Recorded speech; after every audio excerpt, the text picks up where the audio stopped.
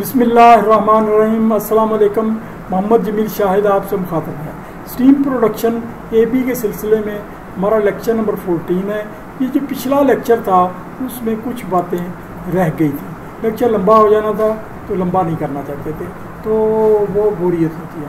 तो आज हम एक अलग मुनफरद टाइम चुना है, तो गीली स्टीम की हीट कैसे मालूम करें। ये मतलब कि जो हीट है, स्टीम है, इसकी हीट ये बेसिकली तल्लक तो इसका साथ कोई कह सकते हैं ये मौजूद तो वो बॉयलर मैथ का है, लेकिन मैथ भी तो हमारा ही है।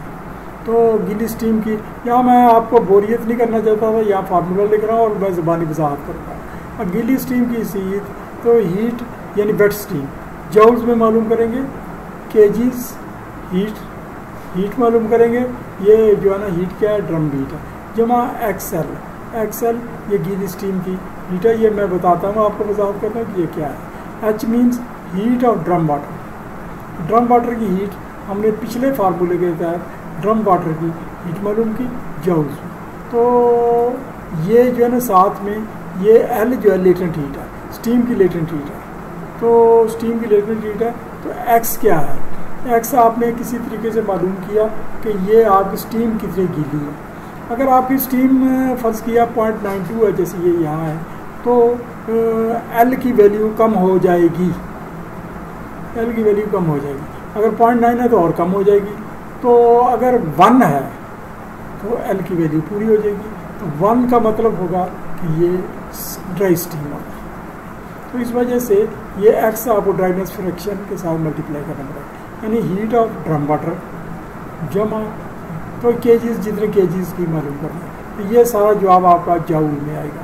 तो ये जाउल में जवाब आएगा, तो ये इसकी हीट की वैल्यू जो मालूम करनी है पिछले फार्मूले में, उस तरीके से आप मालूम करें ड्रम वाटर की हीट कितनी है।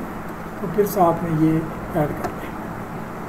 खुश्क स्टीम की हीट, खुश्क स्टीम का फार्मूला यही है, लेकिन इसमें फ़र्क ये है कि एक्स को हम 1 लेते हैं, ये वही फार्मूला, लेकिन एक्स को 1 लेते हैं, यानी वो दूसरे लफ्ज़ों में वो ड्राई स्टीम की वो है 1 है फ्रैक्शन, ड्राइनेस फ्रैक्शन। तो एक समझाने के लिए बता रहे हैं, 1 का जिक्र नहीं किया जाता। आपको समझाने के लिए बता रहे ड्राइनेस फ्रैक्शन 1 है, तो यानी प्योर स्टीम है। तो ये जो है ना इसकी वो एच जमा एक्सएल तो आ गया, वो वही चीज़ है। आगे हमारी सुपर हीटेड स्टीम। इसकी हीट लाजमन सैचुरेटेड स्टीम से ज़्यादा होगी, जब जैसे कि हमने जिक्र किया इसकी हीट ज़्यादा होती है। ये जो है हीट ऑफ सुपर स्टीम यानी शॉर्टकट लेगा जूल्स में। तो ये केजीज, जितने केजी का लेना, हीट ऑफ ड्रम वाटर जमा हीट लेटेंट हीट, यानी ये स्टीम की लेटेंट हीट, ठीक है। और इसके साथ सी सुपर हीट स्टीम, सी स्पेसिफिक हीट है। तो फिर साथ में डेल्टा टी, ये मैं समझाता हूँ डेल्टा टी क्या है, ये दोनों की वजाहत करते हैं। लेटेंट हीट आपने ड्रम वाटर पहले पे लिया, फिर लेटेंट हीट ऑफ स्टीम ली, सैचुरेटेड स्टीम की, जमा C super heat, C specific heat है। जिस तरह से मैंने पहले बताया कि पानी को गर्म करते हुए थोड़ी सी हीट खर्च हो जाती है, तो वो ज़ाय हो जाती है, तो यानी टेम्परेचर बढ़ते हुए। इस तरह से स्टीम को भी टेम्परेचर बढ़ाते हुए कुछ हीट ज़ाय हो जाती है, तो वो हीट इसमें काउंट की जाती है। तो ये जो है ना ये आगे ये डेल्टा टी है। डेल्टा टी मीन्स ये degree of super heat, degree of super heat यानी वो जो सैचुरेटेड स्टीम है उससे आपने कितने डिग्री सेंटीग्रेड ज़्यादा टेम्परेचर कर लिया है।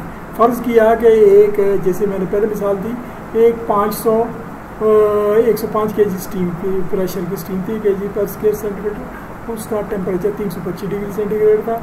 हम ले गए 510 डिग्री सेंटीग्रेड पर, तो जो फ़र्क होगा 325 और 510 का डिग्री ऑफ सुपर हीट होगा, वो हमें डेल्टा टी निकालेंगे। तो यानी ये फार्मूला हुआ, ये वजाहत है कि हीट कैपेसिटी। तो अब हीट कैपेसिटी क्या होती है, ये मैंने आगे वजाहत कर दी, ये इसी की वजाहत है। हीट कैपेसिटी, हीट की वो मकदार, ये स्टीम की हीट, जो 1 किलोग्राम सैचुरेटेड स्टीम को सुपर हीटेड स्टीम बनाने के लिए फी डिग्री सेंटीग्रेड दरकार होती है। यानी एक टेम्परेचर 1 डिग्री सेंटीग्रेड जब टेम्परेचर बढ़ता है वो सुपर हीटेड सैचुरेटेड स्टीम का। तो अगर एमकेएस सिस्टम हो, एमकेएस सिस्टम से मतलब ये है कि ये एसआई सिस्टम है, सिस्टम हो, यानी जवाब किलो कैलोरीज में निकालेंगे, या सॉरी CGS सिस्टम, मैंने यहाँ गलत ले दिया, MKS का मतलब ये है CGS सिस्टम, यहाँ CGS सिस्टम है, तो जवाब कैलोरीज में निकालेंगे। तो अगर और इसको हम लेंगे वो यानी केजीज में प्रेशर हो और वो डिग्री सेंटीग्रेड हो और वो कैलोरीज में, तो इसको 0.5 या 0.6 तक आप दरमियान में एवरेज को निकाल लें, तो वो उससे मल्टीप्लाई, ये स्पेसिफिक हीट है। अगर आपने जवाब ऐसा ही सिस्टम में जूल में निकालना है तो फिर वो स्पेसिफिक 1.67 से 2.5 मल्टीप्लाई करेंगे, यानी वो अगर आपका टेम्परेचर दरमियान में, तो ये इसको थोड़ा सा एवरेज कर दें। जैसे जैसे टेम्परेचर बढ़ता जाएगा स्पेसिफिक हीट भी बढ़ती जाएगी। अब एक इस्तेलाह है हुज्मे मखसूस, इसको स्पेसिफिक वॉल्यूम कहते हैं। एक होती है डेंसिटी,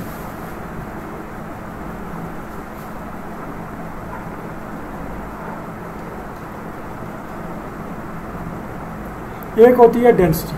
डेंसिटी होती है मास per unit volume. Unit volume मतलब 1 kg, यानी ये कई kg हो सकता है, लेकिन यहाँ 1 kg आपने फिक्स रखना है डेंसिटी के लिए। डेंसिटी की बात हो रही है, तो यहाँ 1 क्यूबिक मीटर फिक्स रखना है, यहाँ 1 क्यूबिक मीटर फिक्स रखना है, यहाँ जो भी हो यानी 1 क्यूबिक मीटर का जो भी मास हो तो ये डेंसिटी कहलाएगी, यानी उसका मल्टीप्लाई करेंगे तो जो जवाब आएगा वो होगा। तो इसका उल्ट यानी वॉल्यूम को आप वेरिएबल कर रहे हैं और ये मास 1 kg फिक्स रखें, यानी 1 kg स्टीम का, यहाँ 1 kg स्टीम रखेंगे, जो भी वॉल्यूम निकलेगा वो होगा हुज्मे मखसूस या स्पेसिफिक वॉल्यूम। स्टीम के लिए जब आप सुपर हीट करते हैं प्रेशर बढ़ने से ये घटता जाता है।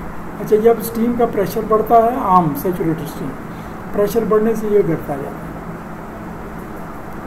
हत्ता तक के बराबर हो जाता है। यानी बराबर तब होता है जब 332.6 PSI ए हो जाए, तो टेम्परेचर वो जो है ना 32 वो 705 वो बराबर हो जाता है। यानी 1 kg वो जो वाटर है 1 लीटर स्टीम बनाता है 374 डिग्री सेंटीग्रेड पर 306। तो ये वो हुज्मे मखसूस का मैंने बता दिया, पहले डिटेल आपने मालूम। हुज्मे मखसूस बड़ा गीली स्टीम। अब गीली स्टीम का आप वॉल्यूम कैसे निकालेंगे? फ़र्ज़ किया 1 किलोग्राम स्टीम का ड्राइनेस फ्रैक्शन x है, खुश्क स्टीम के ड्राइनेस फ्रैक्शन को हम 1 से बर करेंगे, जबकि गीली स्टीम के ड्राइनेस फ्रैक्शन को 1 - x, यानी वो ये जो एक वो है खुश्क स्टीम का -x से बर करेंगे। 1 किलोग्राम गीली स्टीम का सूजन ये होगा। Volume 1 kg weight steam x V saturated steam का वॉल्यूम, यानी सैचुरेटेड स्टीम का वॉल्यूम, ये वॉल्यूम जो है वो क्यूबिक मीटर में लेना है। ये याद रखें, SI सिस्टम में ये क्यूबिक मीटर में लेना वॉल्यूम, लीटर में नहीं लेना। लीटर में लेना तो हमें कुछ और मल्टीप्लाई करना पड़ेगा। तो वैसे तो 1 क्यूबिक मीटर में 1000 लीटर होते हैं, लेकिन यहाँ आपने क्यूबिक मीटर में लेना क्योंकि आपने यूनिट वो मीटर भी इस्तेमाल किया। तो आगे 1 - x ये ड्राइनेस फ्रैक्शन है, ये एक में से जो ड्राइनेस फ्रैक्शन निकला, यानी वो पॉइंट फर्ज किया 95 है, तो 1 - 0.95 0.05 लगेगा। तो ये आगे V अनसैचुरेटेड, यानी अनसैचुरेटेड स्टीम का वॉल्यूम इसके साथ मल्टीप्लाई करके ये प्लस होगा, जो भी ये होगा ये होगा।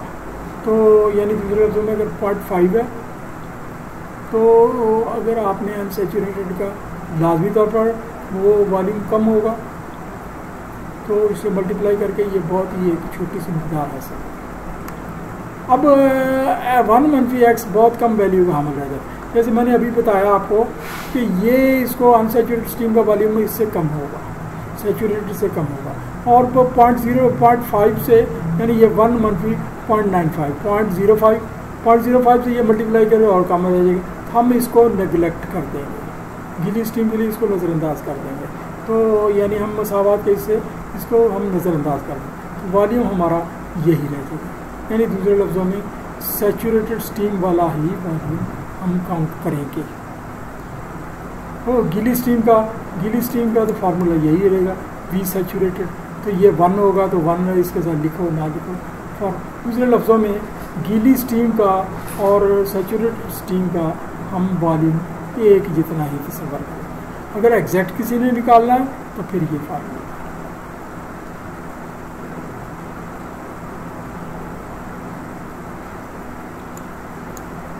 वो खुश्क स्टीम का हमने ये लिख दिया।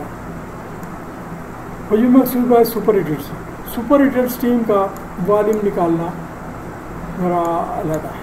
सुपर हीटेड स्टीम जैसे मैंने बताया ये परफेक्ट गैस के कवानीन किताबें होती है। तो चार्ल्स लॉ के तहत हम लिख सकते हैं V volume superheated steam बटा टेम्परेचर, ये एब्सोल्यूट टेम्परेचर है, ये याद रखें, ये बड़ा T absolute volume superheated steam बटा एब्सोल्यूट टेम्परेचर।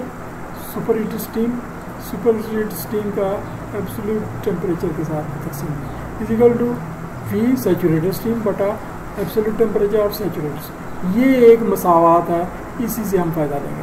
हमने निकालना तो इसका है, इसको अकेला करें, इसको इसके साथ करें। तो ये तो मैंने यूनिट लिख दिया क्यूबिक मीटर पर केजी में जवाब आएगा।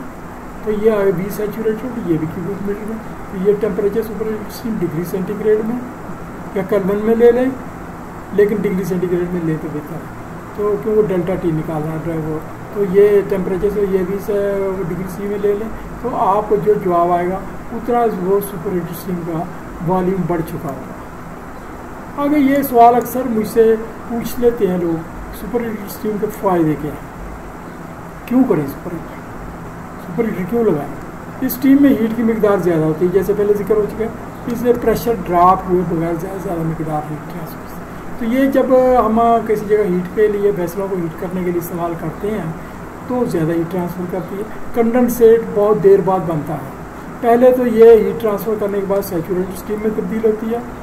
सैचुरेटेड स्टीम बनने के बाद फिर ये कंडेंसेट बनना शुरू हो जाती है। इसका मतलब ज़्यादा से ज़्यादा हीट ट्रांसफ़र करती है। तो ये एक तो वेसलों को गर्म करने के लिए इसका फायदा है। सुपर हीटेड स्टीम सुपर हीटरों में तैयार की जाती है, बॉयलरों में सुपर हीटरों में तैयार की जाती है, स्टीम ड्रम के बाद ही लगाए जाते हैं। तो इसका मतलब फ्लू गैसें हमारे सुपर हीटरों को गर्म करने के लिए इस्तेमाल हो जाती हैं। फिर हम इकोनोमाइज़र लगा लेते हैं, फिर हम एयर प्रीहीटर लगा लेते हैं, हमारी ज़्यादा से ज़्यादा हीट रिकवरी हो जाती है। उससे पहले हम CBD और IBD से हीट रिकवर करके हम डीहीटर को भी गर्म कर लेते हैं, कि पानी को गर्म कर लेते हैं, तो वो और हमारी हीट रिकवरी हो जाती है। तो फिर हीट हीटर इकोनोमाइज़र की बात, लिहाजा बॉयलर की एफिशिएंसी कारकर्दगी दोनों बढ़ जाते हैं। इससे ये फ़ायदा ये होता है बॉयलर का कि सुपर हीटेड स्टीम से बॉयलर की एफिशिएंसी भी बढ़ती है और दीगर वर्किंग भी बढ़ जाती है। तीसरा जो फ़ायदा है, सुपर हीटेड स्टीम में सैचुरेटेड से इजाफी हीट होती है। इस स्टीम टरबाइनों के लिए बड़ा फ़ायदा होती है। स्टीम टरबाइन को हाई टेम्परेचर की स्टीम मिलती है और हाई टेम्परेचर और हाई एनर्जी, यानी आप उसका वॉल्यूम भी थोड़ा सा बढ़ चुका होता है, तो वो स्टीम टरबाइन ज़्यादा वर्क करती है।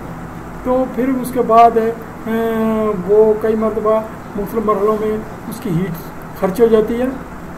तो किसी मरहले से उसकी स्टीम की लाइन से हीट हासिल करते हैं, बड़ा कम्प्लेक्स सिस्टम होता है, तो वो दोबारा बॉयलर को भेजी जाती है। बॉयलरों में, ऐसे बड़े बॉयलरों में सुपर हीटर के बाद एक रीहीटर लगाया जाता है, वो भी सुपर हीटर होता है।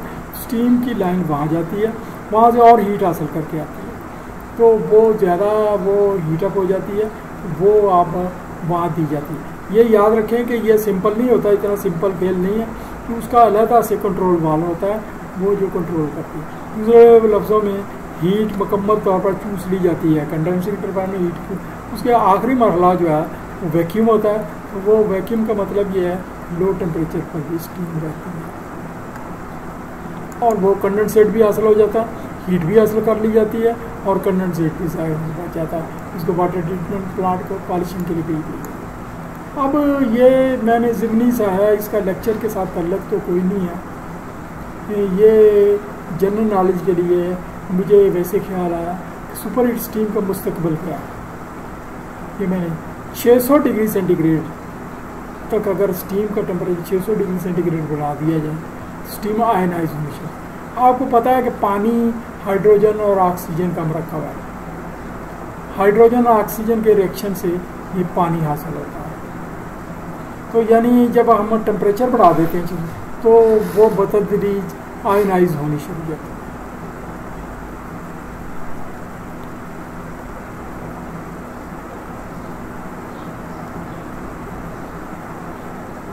ये स्टीम आयनाइज होनी शुरू हो जाती है और ये 1020 डिग्री सेंटीग्रेड पर आयनाइजेशन मुकम्मल हो जाती है। यहाँ मैंने लिखा नहीं है, चले अब आप समझ लें। 1020 डिग्री सेंटीग्रेड तक तो पानी मुकम्मल तौर पर हीट की वजह से ऑक्सीजन बढ़ जाता है। इसका मतलब हाइड्रोजन पर पॉजिटिव आयन आ जाता है और ऑक्सीजन पर नेगेटिव आयन आ जाता है। अब ये हाइड्रोजन और ऑक्सीजन मुकम्मल तौर पर एक दूसरे से फरार हासिल करने को आ जाते हैं, हीट की वजह से फरार हासिल करने को आ जाता है। अगर किसी तरीके से यानी ऑक्सीजन हाइड्रोजन को अलग कर लिया जाए, इसे यानी हाइड्रोजन ऑक्सीजन में किसी एक को हम किसी केमिकल तरीके से केमिकल में जज़ब कर लें और फिर दोबारा वहाँ से खारिज कर लें, तो हम मुस्तकबिल का फ्यूल हाइड्रोजन हासिल कर सकते हैं। हमें अलग से हाइड्रोजन मिल गई, यानी हमने पानी से हाइड्रोजन हासिल किया। हाइड्रोजन के लिए हम हासिल कर सकते। जब खालिस ऑक्सीजन, अब वो हाइड्रोजन को गाड़ियों में फ्यूल के तौर पर इस्तेमाल किया जा सकता है। मुस्तकबिल में पेट्रोल की ज़रूरत ख़त्म हो गई, अब आप गाड़ियाँ हाइड्रोजन से चलेंगी। ये फ्यूचर में तजर्बात किए जाए, हाइड्रोजन से गाड़ियाँ चलेंगी। हाइड्रोजन जब जलेगी तो जलने के लिए ऑक्सीजन लेगी हवा की, या हम नहीं, ये स्पेशल ऑक्सीजन नहीं, आम हवा की ऑक्सीजन लेगी, तो उससे बनेगी स्टीम। स्टीम से पानी के बुखारात, तो पानी के वो तो हवा में पोल्यूशन नहीं करेगी, पोल्यूशन से हमारी निजात मिलेगी। तो हमें यानी हवा में पहले पानी के बुखारात होते हैं, बुखारात थोड़े से बढ़ते जाएंगे तो क्या हो जाएगा, वो बारिशें बरसाएंगे और क्या करेंगे। तो ये इस वजह से ये कोई ख़तरनाक नहीं है। जबकि अब खालिस ऑक्सीजन, अब हम ये खालिस ऑक्सीजन का मैं थोड़ा सा बता दूँ। जब हम बॉयलर में हम वो ड्राफ्ट यूज़ करते हैं तो हम एयर यूज़ करते हैं। एयर में 21% ऑक्सीजन होती है, 78 समथिंग नाइट्रोजन होती है। तो जब हम जलाते हैं तो नाइट्रोजन भी गर्म हो जाती है। जब नाइट्रोजन गर्म होती है तो बॉयलर के अंदर जाकर ऑक्सीजन तो फ्यूल के साथ रिएक्शन कर जाती है, जबकि नाइट्रोजन हीट लेकर, तो जबकि बॉयलर में वो अगर हम किसी तरह से वो जो एयर देते हैं खालिस ऑक्सीजन दें तो हम फर्नेस का टेम्परेचर बहुत ज़्यादा बढ़ा सकते हैं। बॉयलरों में तो खैर ये ज़रूरत नहीं होती, हमारा गुजारा हो रहा था। 1400 डिग्री सेंटीग्रेड से ऊपर जब टेम्परेचर बढ़ाते हैं तो बॉयलरों में, तो वो बाद में वो high temperature oxygen high temperature nitrogen से रिएक्ट कर जाती है और नाइट्रस फ्यूम्स बनते हैं, तो वो नाइट्रिक ऑक्साइड गैस बनती है, पोल्यूशन बढ़ाती है। लेकिन अगर हम खालिस ऑक्सीजन दें टेम्परेचर तो बढ़ जाता है, लेकिन ये टेम्परेचर की जरूरत बॉयलरों में स्टीम बनानी होती है, गुजारा हो जाता है। तो हाई टेम्परेचर की जरूरत फाउंड्री में होती है, जहाँ लोहा और या दीगर एल्यूमिनियम या दीगर धातु पिघलाने होते हैं। ये रिएक्शन ये वहाँ होता है स्टील मिल में। स्टील मिलों में ये ऑक्सीजन फाउंड्रियों में इस्तेमाल होता है। इसके अलावा इस ऑक्सीजन को हम अगर खालिस को हासिल कर लें तो ये अस्पतालों में सांस लेने के लिए भी इस्तेमाल की जाती है, मरीजों के लिए। ये अलग मौजूद है कि वो खालिस ऑक्सीजन वो अब कारामद इतनी नहीं होती। कारामद से मतलब ये वो इंसान के लिए इतनी तबाहकुन होती है, तो वो बात की बात है। अब आते हैं वो इसको हाइड्रोजन इतनी हासिल कैसे की जाए। अभी जो है एटॉमिक एनर्जी का फिजन रिएक्शन जो है, जिसमें वो मुख्तलिफ किस्म की यूरेनियम से वो प्लूटोनियम तैयार की जाती है, और प्लूटोनियम से फिजन रिएक्शन से हम हाई हीट हासिल करते हैं एटॉमिक पावर हाउसेस में। और वो हीट जो है वो प्लूटोनियम वो जो है ना वो खर्च होती जाती है, और वो बेरियम और वो क्या कहते हैं मतलब किस्म के कंपाउंड में जो खर्च होती जाती है, तो वो हमें वो हीट पैदा होती है जो अभी हो रहा है। तो वो हमें उस हीट से हम सुपर हीट स्टीम तैयार करते हैं, पानी सर्कुलेट करके, हैवी वाटर सर्कुलेट करके, फिर हैवी वाटर से आगे वो एक्सचेंज तरीके से आगे खर्च करके हम स्टीम तैयार करते हैं। वो अलग रिएक्शन है। वो उस हीट से हम सुपर हीट स्टीम तैयार करते हैं, और सुपर हीट स्टीम बाद में वो जनरेटरों को चलाती है या स्टीम टरबाइन को चलाती है। वही प्रोसेस होता है जो आम पावर हाउस में होता है। तो ये हीट इतनी ज़्यादा होती है, एटॉमिक पावर से हीट इतनी ज़्यादा होती है कि अभी तक जो तरक्की हुई है 10% हीट ही यूटिलाइज हुई, यानी जो जनरेट हीट होती है उसका 10% ही यूटिलाइज हुई, बाकी 90% हम डेलिबरेटली ज़ाय करते कूलिंग टावर के से, यानी वो उसके पानी सर्कुलेट करके उसको कूलिंग टावर में भेज कर तो हम ज़ाय करते हैं ताकि वो वेंट होता है। तो यही वजह है कि ये जो एटॉमिक पावर हाउसेस हैं अभी तक कोई भी शख्स उसकी एफिशिएंसी नहीं निकाल सका। एफिशिएंसी कैसे निकाले? एफिशिएंसी तो तब निकालें कि जब टोटल आप हीट को उधर दें और फिर आप यूटिलाइजेशन देखें। आप जानबूझकर 90% हीट ज़ाय कर रहे हैं तो वो फिर एफिशिएंसी कैसे निकलेगी? इन पावर हाउसेस से तापकारी भी फैलती है, रेडियो एक्टिविटी भी फैलती है। आपको रेडियो एक्टिविटी पर यहाँ पर लेक्चर देना मफाद, जिसके अपने नुकसान आते हैं। अब ये है कि ये एटॉमिक एनर्जी का फ्यूजन रिएक्शन हकीकी मुस्तकबिल की एनर्जी का ज़रिया या वायदा है। ये अभी तो ये टेक्नोलॉजी ये अभी वो काम हो रही है। यही टेक्नोलॉजी अभी हाइड्रोजन बम में इस्तेमाल होती है। हाइड्रोजन बम में जो हाइड्रोजन बम होता है उसके अंदर छोटा सा बम वो फ्यूजन बम होता है। वो हाइड्रोजन होती है और वो हाइड्रोजन के जो दो मॉलिक्यूल आपस में जब मिलते हैं हाई वेरी वेरी लाखों डिग्री सेंटीग्रेड पे तो वो हीलियम में तब्दील हो जाते हैं और उससे जो वेरी वेरी हाई मिकदार जिन्होंने हीलियम के वो को तैयार किया होता है वो एनर्जी से हीट हासिल होती है और ये हीट तबाही लाती है हाइड्रोजन बम को। तो दो हाइड्रोजन मॉलिक्यूल को जब इंतहाई हाई टेम्परेचर फ्यूज़ किया जाता है, इंतहाई टेम्परेचर कैसे हासिल करते हैं? फ्यूजन रिएक्शन से हासिल। उसके अंदर एक फ्यूजन रिएक्टर के ज़रिए फ्यूजन रिएक्शन पैदा करके हम फ्यूजन रिएक्शन रिएक्टर को स्टार्ट किया जाता है। तो हाइड्रोजन देते रहते हैं, बाद में हाइड्रोजन देते रहते हैं और हाइड्रोजन से हीलियम तैयार होते हैं और रिएक्शन जारी रहता है। और इसमें कोई इतनी ज़्यादा हाइड्रोजन की ज़रूरत नहीं होती, थोड़ी सी हाइड्रोजन की ज़रूरत होती है क्योंकि टेम्परेचर रिएक्टर को स्टार्ट रखना होता है।